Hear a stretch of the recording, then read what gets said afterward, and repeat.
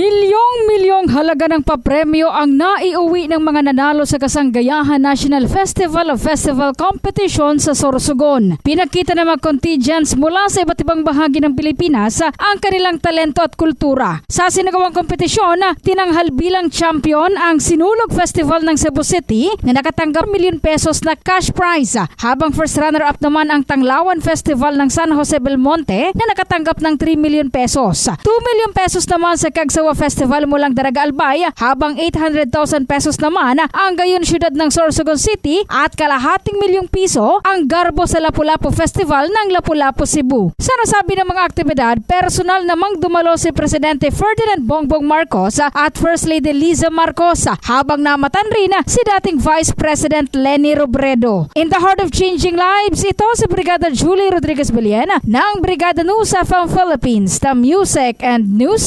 Authority.